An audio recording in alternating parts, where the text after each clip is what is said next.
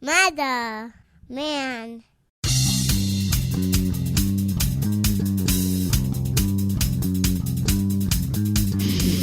Spreading faster than a case of the clap in a trailer court. Able to shatter eardrums within a 666-mile radius. A podcast more brutal than all the rest. It's Murder Metal Mayhem!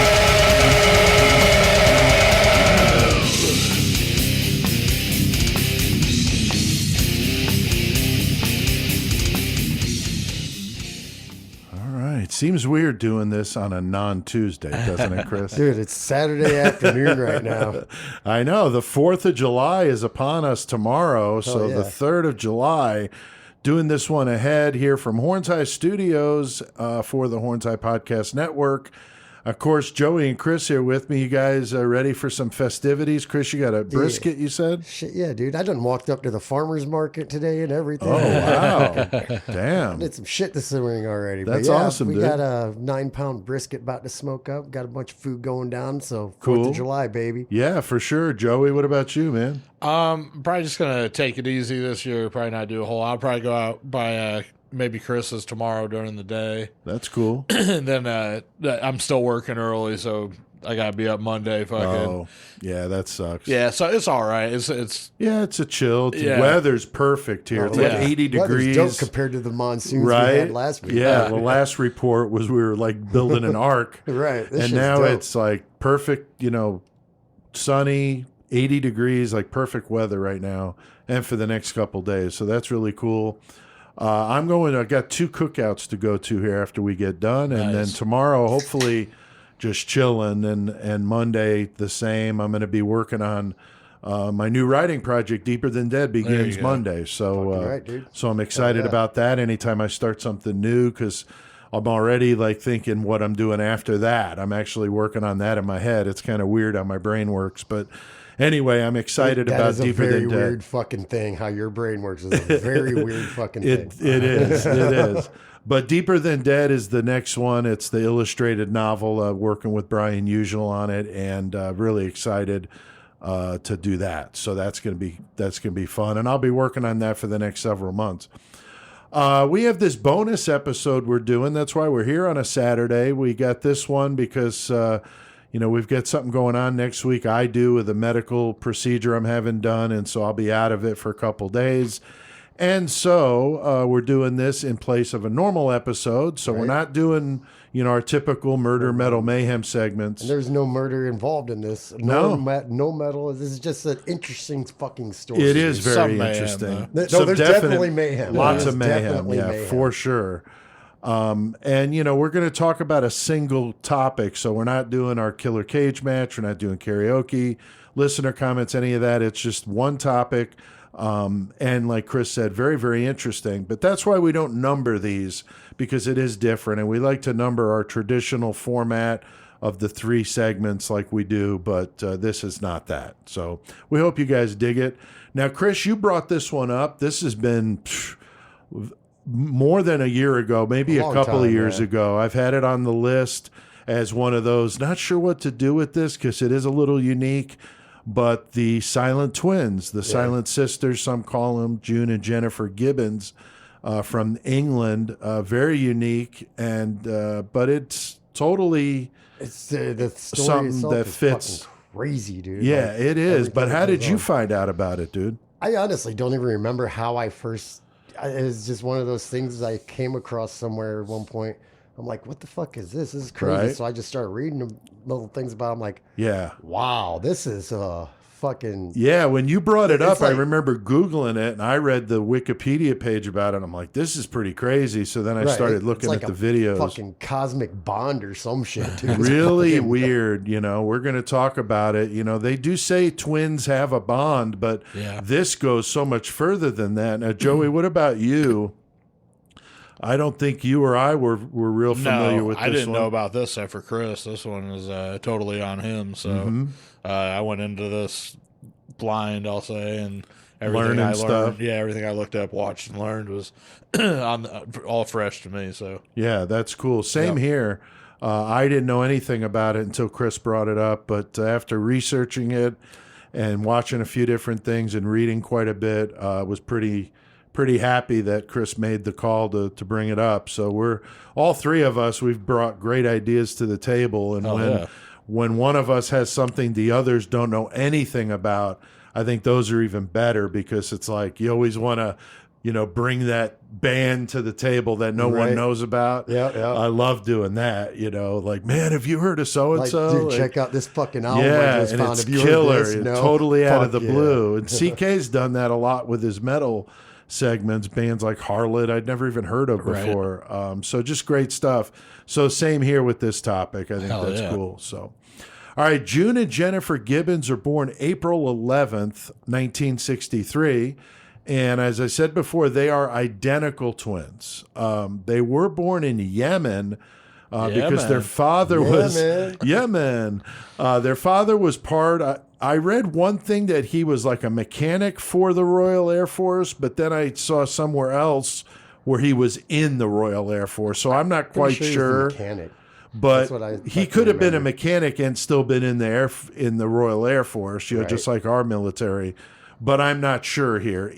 Either way, he was involved with the Royal Air Force, so he moved around a lot. So they was deployed at the time in Yemen, but they were raised in Wales, which is, of course, in the UK, to immigrant parents that were originally from Barbados in the Caribbean. So, again, they're moving around a lot. Caribbean.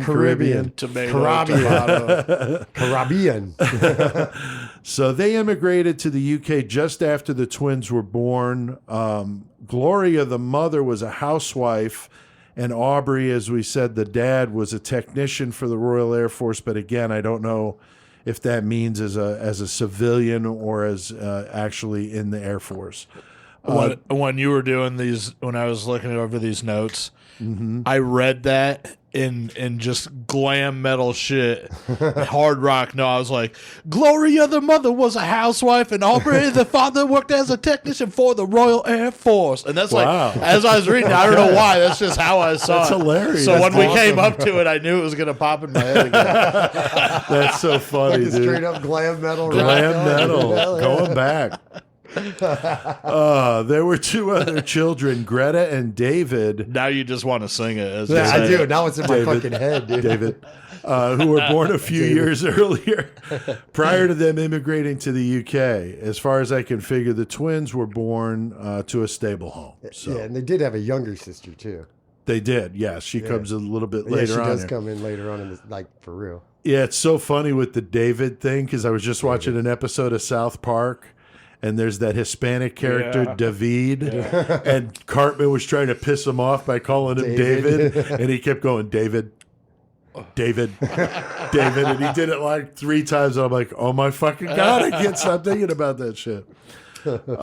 So anyway, very strange situation here. Now, Chris, you mentioned it in our last episode when the topic came up that the girls spoke in their own language, which, as I understand, was a sped-up version of what is known as Barbadian Creole or Bajan. I'm not sure you pronounce it, Creole, which would have been a language that the parents spoke when they were originally from Barbados. Yeah, but then later they determined it was actually just English, but just the way they had a speech impediment. It was the Creole. They did have a speech impediment, but Right. it was the same Barbadian speech Creole impediment. or whatever.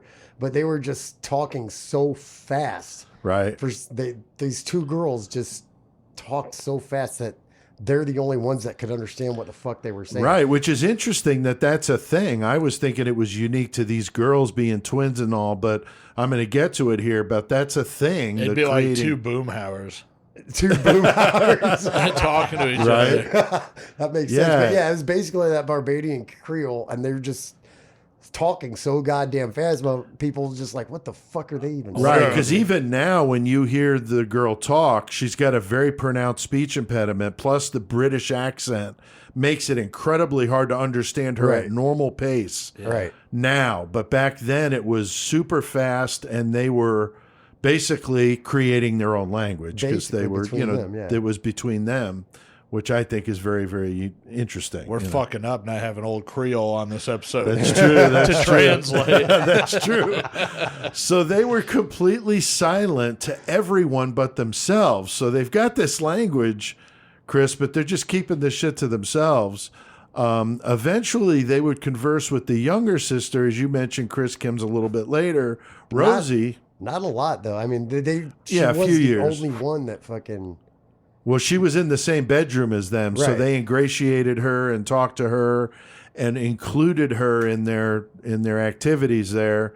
But at age 11, Rosie winds up getting her own room, and then they completely shut her out. So that's really weird that when the girl moved into her own bedroom, the They're, twins were like, fuck ostracized. you. Yeah. Right. So very, very strange. You're no longer part of the black circle. Right. Now, since they were the only black kids in the neighborhood, the girls were subjected to a lot of bullying, and they were actually sent home early from school to got- avoid it, you Yeah, know. because motherfuckers would just be assholes. Tormenting I mean, it was them. the 60s, so like Right, it was terrible then. right. But yeah, they were the only black children in the school. So like, Yeah, so you 5 got minutes early, they're that like, "You guys plus, go ahead and go." plus their weirdness of not talking their in their own weirdness. language. Yeah. They were like scaring people and kind of weirding people out, which you can see why as strange as they were. Yeah, it was a mix of the racism and just kids being shitty to them because they were so different. They also walked in step with each other and would stop if anybody was watching. dude, it makes me think of fucking That's like so weird. like man. they follow like each other like that, like in step. But it makes me think of goose stepping, like fucking Right. like German army goose stepping. Like, Right. what are these girls doing? And then It is somebody really weird. Like looks at them and they just stare at them like, Stop why are you and watching stare, me, dude? Right? Like, and let me will walk. refuse to move until they leave. Yeah, just stare That's until fucking the other weird. person stopped looking, walked away, and then they're like, all right, goose step. And then they wouldn't eat or drink if anyone else was in the room. So their mom, would set them up with a meal and then leave the kitchen and let them eat, because they wouldn't eat with anybody there, even their own Ended up to family, where- which it is ended up to where weird. they were bringing trays of food to their room because they Right. wouldn't fucking Eat with like, anybody. Eat with anybody. They Yeah, wouldn't leave it's their room. so strange. And their language continually becomes more unique and, like we said, intelligible to anybody else. The further ostracizing them, with all this, being so tied in with each other and no one else, that really ostracized them. And Right. they were, outcasts. And, and that would be the case anywhere, regardless of race. I mean, kids would just be like, I couldn't imagine twins doing this. I mean, Right. that would be fucking bizarre. Yeah. And when you're freaked out, you almost like pick on them and stuff just to make yourself, not feel as like weirded out, Right. for whatever reason, Yeah. that was like your way of Like, expressing you're- it, which is terrible because that's making it worse. Right, you're making me feel weird, so I'm gonna fuck with you about it. Right. Like, Because I'm that's- nervous, like legitimately, like Right. they probably scared kids, I'm assuming. I mean, that would fucking weird me out for sure. Back then, you can't just look at somebody and be like, quit being fucking weird. Right. Right. You're so emo. They're the original fucking emos. Oh, God. And so they recorded the twins actually speaking. I did see that there was a speech teacher that they were assigned to later on that was able to actually figure that it was this Bajan Creole and a hybrid of English that they used and just were so fast that you would be able to understand it at slower speeds. And then she started working with them, and they did slightly open up to her. A little bit. But that was about it, and it didn't go very far. But there were some breakthroughs there, but still really weird. And Joey, I can't imagine, how this is obviously going to impact anyone. You're already got this weird bond with a twin, and you've shut the whole world out. But you've got all these kids picking on you. Adults are probably weirding out around you. I can't imagine it not having a major effect on a person. I mean, that's shaping your life at the most vulnerable time in your growing experience, basically. Yeah. And we can't even imagine or begin to fucking understand how they felt growing up in the area they did, being who they were and how they were. Right. Their unique properties and things that they did that people would have thought were weird or whatnot. Had they not done any of that, could they have figured out ways to be more socially accepted and maybe had it easier on themselves? That's possible, but this is just how they were. Is them. Yeah, they were being real. Yep. So I don't know. They had each other, which is more than some people have, even people that seem like they have more, you know. So Right. I don't know. Yeah, it's a weird thing. yeah, I mean, to think we can't, none of us are twins, you know, so I can't even And I know, relate we fully. know a twin, like basically that don't even like each other, Yeah. which is weird, but some, like these ones are like, they basically rode through their lives together through everything they did. Yes. Almost as one, I agree. No, 100% as one. They thought they were one. Oh, yeah. Their language would actually be considered an idioglossia or glossia, which means a made-up language, basically. It's also considered a cryptophagia, which is a phenomenon where twins are able to communicate to themselves in like their own little talk. Cryptophagia. So it is a thing. that's Yeah, fucking- these terms were just like, oh, wow, this is kind of cool. Cryptophagia. I didn't want to get too deep with it, but I did want to touch on it. Yeah. June and Jennifer were like nothing doctors had ever seen before with twins. So I hadn't heard of any of that. I didn't realize that it was a twin thing. It's not so uncommon that they have their own language. And the like that word, cryptophagia stuff is cryptophagia. interesting. Yeah, it's a cool name, maybe a band name. We've come up with a lot of good band names doing hell this. yeah. So I've always heard about twins being able to sense when something's wrong Right. with the they can other. feel it. Yeah. Yeah. And I think it fits in with these two being so super close and taking, this language, the Bajan Creole, and twisting it around, speeding it up, and making it unique to them is just craziness to anybody else. The girls continue to go to school but refuse to read or write. In 1974, now they would have been 11, a person administering shots at the school saw the twins and reported it. And soon after, they began to see that child psychologist I mentioned. But despite repeated visits, they weren't able to really get them to open up to anybody else, which is unfortunate, Chris. And so bizarre to witness this, but I'm wondering if they were drinking McCormick's. I mean, would they have maybe ended up at the Nation, or if the Shawback boys had your own language when you're drinking Shawback? We kind or of do have our McCormick own whiskey. language after we've had enough Gerbil, gerbil, exactly. We kind of do have our own language, but No, it's funny. We'll be hanging out and fucking Shawbacks be wasting. If somebody's like kind of new or whatever, like when we was at Full Terror, and they're like, Right. what the fuck do you say? And I told, he was saying, then they're like, how the fuck? How'd you understand Yeah, that? you just start figuring it out. I don't know. Right? It's just Shawbackian, So the girls knew by writing they both did on their own that they were too dependent on each other. So they were sent to separate boarding schools, and this is when shit gets crazy. Yeah. They were hoping it would kind of snap them out of it, but it just doesn't work, it Chris. sent them further into solitude, basically. Yeah. And it was really fucked up because this might have been a different time when they were in the same institution in different rooms. But they'd go into the room and the girl would just be there silent in just weird, awkward pose or whatever and shit. Right. And then they'd go to the other girl's room, which is totally separate. Right, Can't see completely each other, nothing, separated. sitting there in the exact same Yes. position. That's and that shit fucking would happen weird, all man. the time to them. And these nurses and Wow. shit are like, I don't like these girls. No. Like, they're freaking me out, dude. Well, sure. Who the fuck wouldn't freak out at that? That's fucking creepy as hell. I think it was at this what we're talking about here. So yeah, that's just nuts. I mean, they become catatonic. They don't want anything to do with They don't anything. want to eat. They don't Yeah. shit nothing, dude. Right. They were just literally they- just sitting there. And when they heard that they were getting separated, they just fucking went Flipped into out. fucking shit, and they would fight each other too. Yeah. Like each other, like Oh, yeah. ripping each other's hair out. Yeah, it was a love-hate thing It going was on like with me them and Michael too. after we're drunk. Another thing, I mean, we'll fucking get pissed at each other, get into a fist fight. 5 minutes later, you good? Yeah, you want a beer? Yeah, let's drink. Fuck yeah, like just like that, basically. Right. I wonder if they were like human caterpillaring themselves, like eating their own shit. That's how they didn't shit or eat because nobody saw it. They just shit. Right? They just shit and eat it.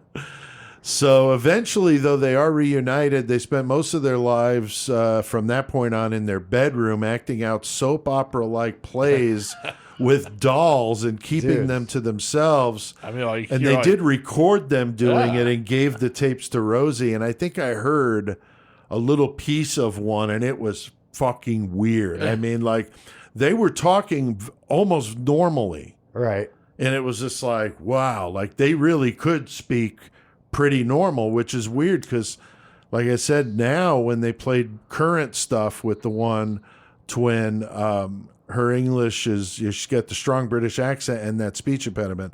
But on these tapes, it sounded oddly like not there. It was weird. I don't know. Like Ozzy singing. Right? Compared to that's talking. True.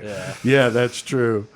See, we're throwing metal in here. We are. That's a good analogy, being British and all. I still got my Megadeth lighter I'm smoking weed with. Hell There yeah. you go. There you go. Hell yeah. So as you mentioned, though, Rosie was in on these little plays, but when she left the room, they were like, nope, you're done. And when they were both given diaries as a Christmas gift in 1979, that's when they really got into writing and realized that was a way to in their communicate. fucking journals, though, was pretty fucking cryptic. Oh, yeah. Talking about how the Some one weird sister shit. is like my shadow, and if the shadow disappears, do I disappear? Like all kinds of weird fucking shit. Some of it was very violent, too. Yeah. I mean, they wrote all sorts of stuff, poems, short stories. They both wrote novels. June wrote a novel called The Pepsi Cola Addict. That's Right. true. Yeah, that's an interesting title, I thought. And so they also enrolled in a mail order writing course and immersed themselves in it. That was like their thing, which I guess, you know, hey, that's a good to find something you like to do, especially if you're a shut-in like this. At least they've got something Obviously, they're doing. and they obviously have imagination. Well, yeah, for sure. So like, It's a good outlet for a creative I person. want to check out some of the books they've wrote or whatever.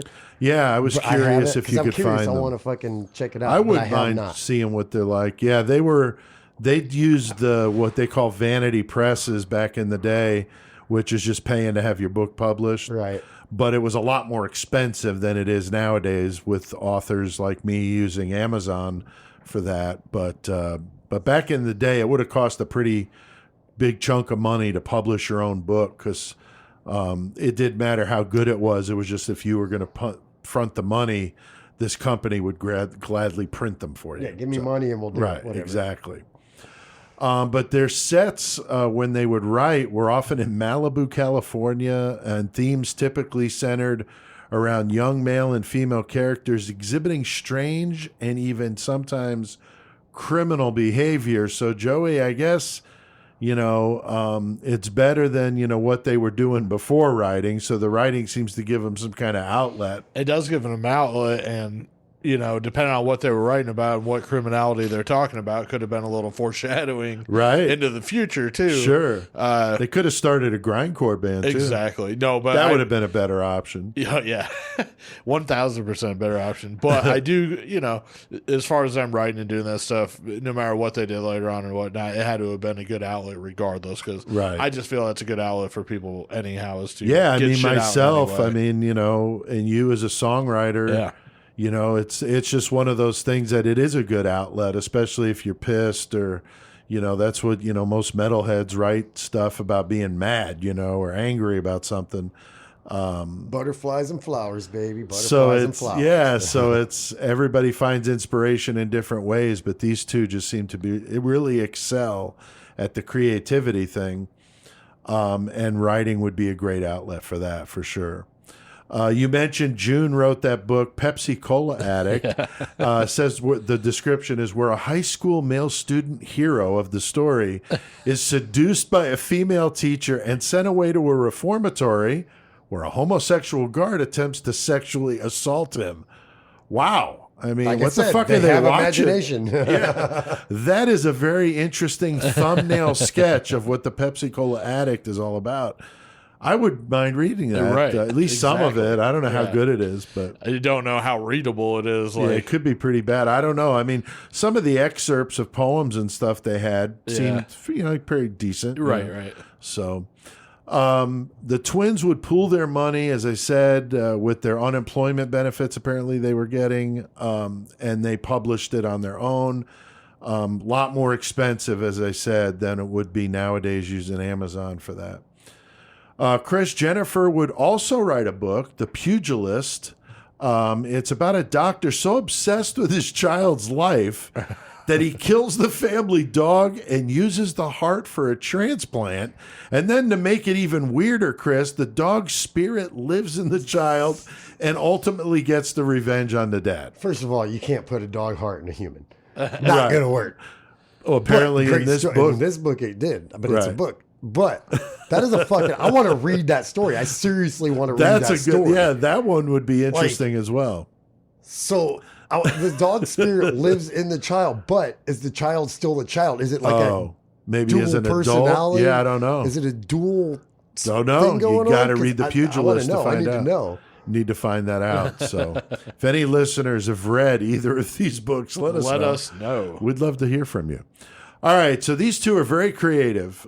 Jennifer also wrote the novels, two more novels, Discomania, which was about an extreme violent episode that was like ongoing at a disco. Also, she wrote plays, short stories, and poems. Very prolific. She would be considered what they would call an outsider writer, which means a person who's self-taught because she really didn't go to school and she was a Right. shut-in. She just wrote down what she had in her head, and it worked. And often these kind of writers are discovered much later, like after they're gone, Right. Which holy is shit, sad. who wrote this fucking yeah, story, what the dude? hell? Joey, the fact that twins used to write, the way they did, very interesting and very creative. I mean, Yeah. I don't know if they just naturally had that or. I mean, the way they lived their lives and how they were, their brains didn't exactly work in the same, process as others, it seems. So Right. it makes sense that anything that they did artistically or creatively was going to come out a tad bit different than what you would consider normal, I guess. True. Now, of course, as the twins enter their teen years, they begin to experiment. Now, here we go. Drugs and alcohol. This is where the man I would have comes in. loved to have partied with them twins. Dude, could you imagine tripping, fucking hanging out God. with them, bro? Oh, that'd be so fucked up. This is where the train runs off the tracks with these two. They meet two American male twins, spend a little bit of time with them over a summer, but they go back to the United States. They're all bummed. 1981, though, they start doing some crimes, Chris. Yeah, Some they burning vandalism, shit, breaking arson, into- They broke stealing. They broke into this dude's house because they wanted to go see him. And the parents came home. He wasn't there anymore. They're in there, and so the parents are like, of the kid they went to go see, the parents are like concerned, kind of like, why are you here? Feeling Right. sorry for them because they're who they are. So let them go. But then eventually one of the girls ends up losing her virginity to the kid's brother in a church, and the other girl was there watching when it happened. Oh, wow. That shit was fucked up, dude. That is and I was fucked up. checking. I was like, so you guys are that bonded? You're just gonna sit there and watch that shit? Yeah, that's kind of weird. You ever seen Spring Breakers? I have not. No. Well, anyway, they got these two dudes that Harmony Korine cast in it. Right. And it's these two twins, and they're like the most gangster motherfucker. They're white boys, but they're gangsters from Atlanta, but they're also like lawyers too. They're fucking, it's weird. But anyway, they got this fucking this duality to them, like the twin shit that we're talking about, and everything they do is like basically together. But they go through the movie and they show, and like basically every girl that they bang or whatever, they're like, oh no, he fucks you too. We only fuck girls together and all this shit. Right. Yeah, but it's All right. fucking weird shit. But then whenever That's I was weird. reading up on this, it made me think of that because, the sexual shit. And you said that she Right. was in the room watching. Yeah. Right. Like, no, we do everything together, so I'm going to check this out too. Yeah. Right. Yeah, it's fucking strange to some, but to them it was totally normal. But these the arson, I saw they burned down a large department store Right. And then June would put it in her diary, and that's what would wind up convicting them, was her putting it in her diary that they shit, did and this then we shit. turned that liquor store into a structure fire. So, yeah, I mean, they, wind up getting their asses sent to Broadmoor, which is a very highly secure mental health facility in England, which we talked about before. We're talking, Chris, some Robert Maudsley. Yeah. He is a resident there in the fucking basement in that glass cell. Yeah. So you're in a Hannibal fucking Lecter. prison with Maudsley. That's not a good thing, Not a good thing at all. And apparently at the time, there was a mental health act in the UK, which meant the state could hold them indefinitely. And they were there for a long They time. were. One account I saw 11 years, Chris. Another I saw 12. Nonetheless, June would say it was, because of their muteness, their selective muteness, she thought that if it wasn't for that they would have got less time. But I'm thinking, if you're not talking to anybody, You're not giving out information. why would they let you out? You fucking psycho, like legit, like what? Yeah. If you want to be let out, you Yeah. need to work with these people. I mean, they're not going to do anything if you act like that. Yeah, but There's a statement that says "fake it to make it." Sadly, that's a real thing. To Right, get yourself like out of Kemper. bullshit institutions Yeah. or whatever, you got to play the game they want you to play. Yep. Put on the face they want to see, and then fucking that's how you're gonna do it. If you fucking have your own mind and do your own shit, they're gonna be like, "Fuck you." And that's Yeah. basically they what want to they take did that them. mind control shit. Yeah. Yeah, it's really weird, but I don't know. It's definitely to me makes sense. If you want to get out, you need to work with them. But June is writing negative stuff about Jennifer in her journal. They're like, she's beefing in her fucking diary. And Yeah, and Now she, my sister's a bitch. Yeah. she tried to strangle Jennifer, or Jennifer tried to strangle June with a phone cord, and then later tried to drown the other Jennifer. I get confused. Dude, yeah. Then June tried to throw Jennifer in a river, which is fucked up. This is like all shit I've seen Shawback's daughters do to each other. That's hilarious. That's not fucking with a very phone fucking cord. far off, bro. God damn it. They were sending letters to the Queen to be released, but nothing happened, strangely.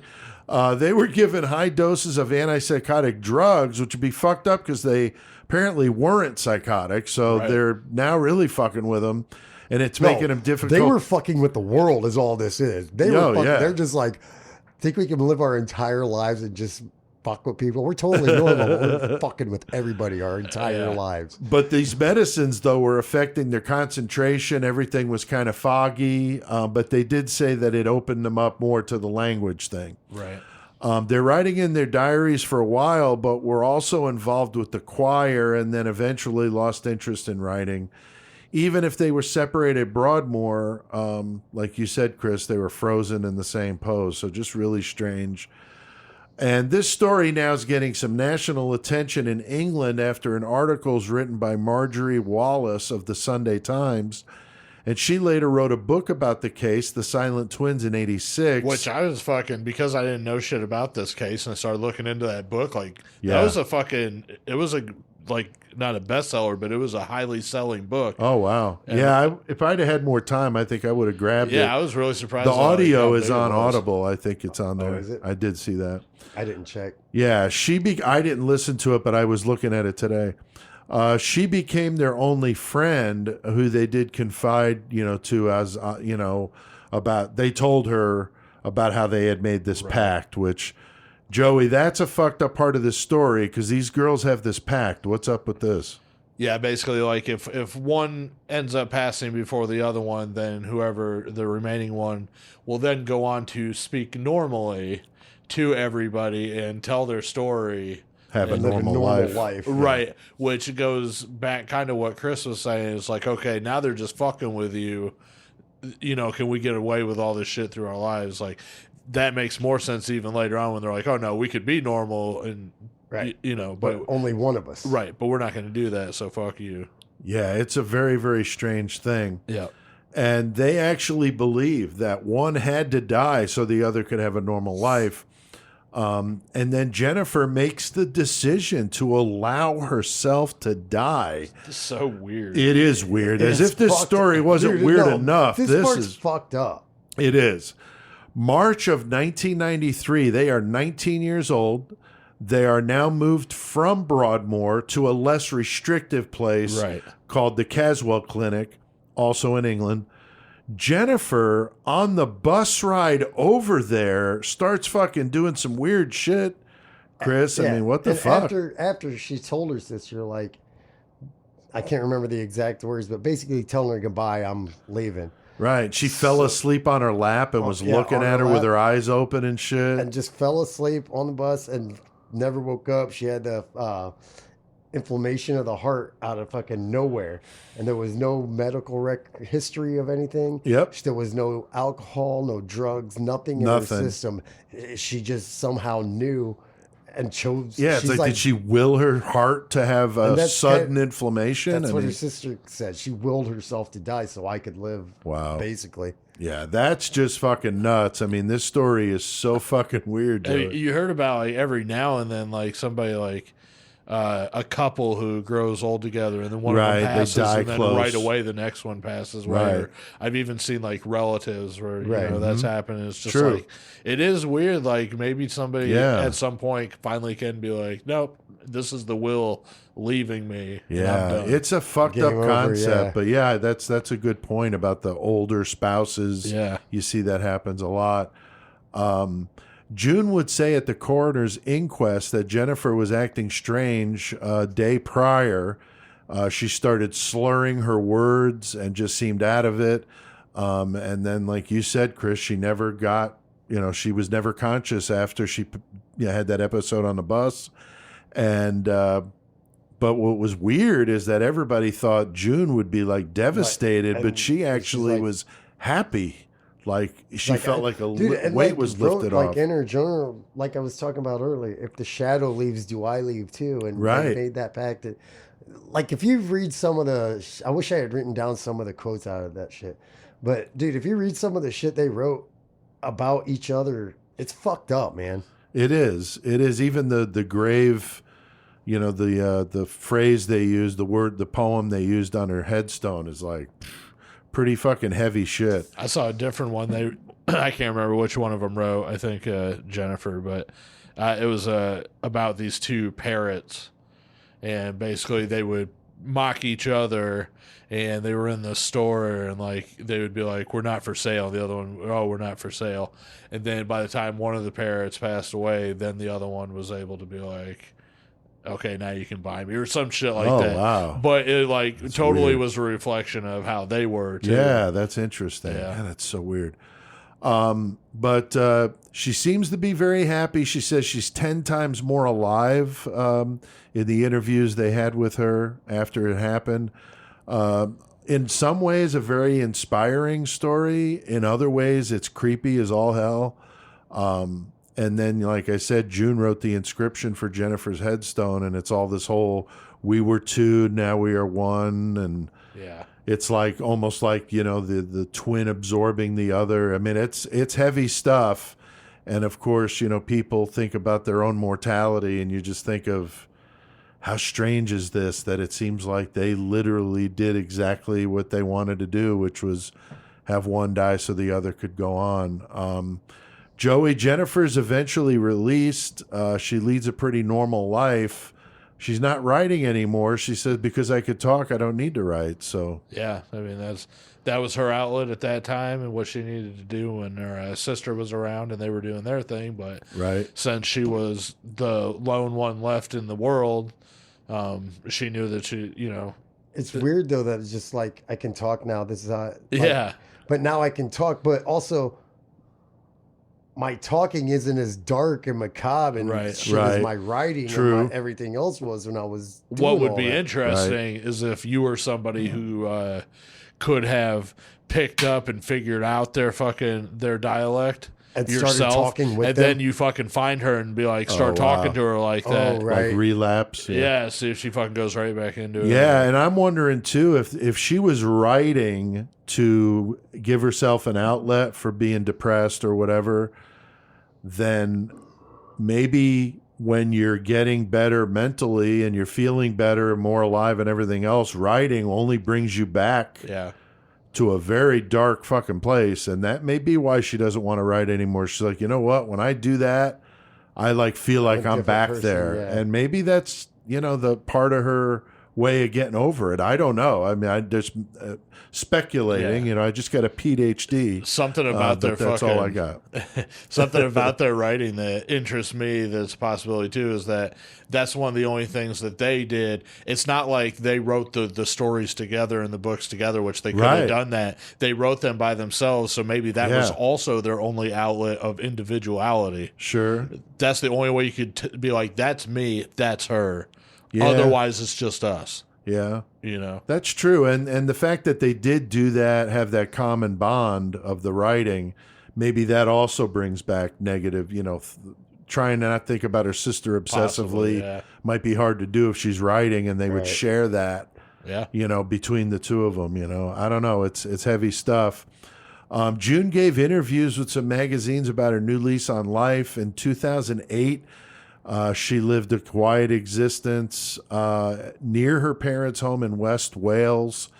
Apparently, the older sister, Greta, was pretty salty about what happened at Broadmoor, that they were there for so long. And she blamed the staff for Jennifer's death because she did die leaving there, which is weird. She wanted to sue, but the parents didn't want to. They say, hey, it's not going to bring her back. Right. So just let leave it this alone. go, whatever. Yeah, Okay. you can't blame them, really.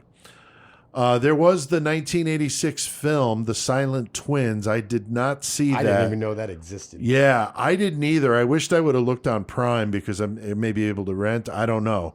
But Until I read the notes, I didn't even know that existed. yeah, I didn't either. Which I'm pretty sure that's based off that one woman's book she wrote. Probably. I did watch the documentary Without My Shadow, Yeah. which was very good. This is probably the same one you guys saw on Yeah, I saw YouTube.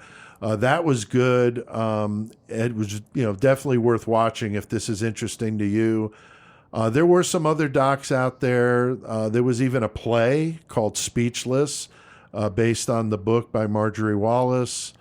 And there is some talk. I saw something about a potential feature film by a Polish filmmaker, but nothing more than just talking about it. Speculation. Yeah.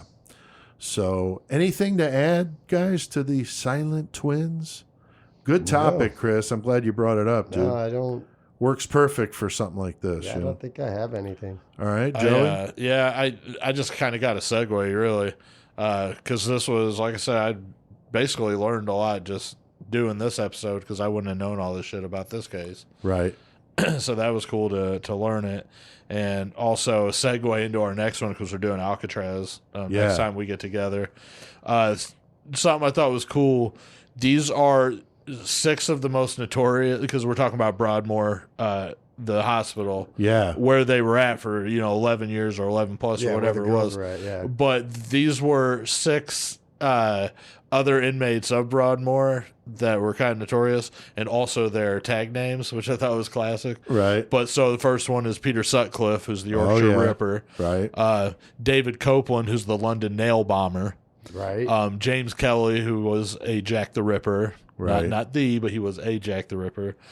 Daniel Gonzalez, who's the Freddy Krueger killer. Yeah. That's right. I forgot about that guy. Nicky Riley, who was the Exeter Bomber.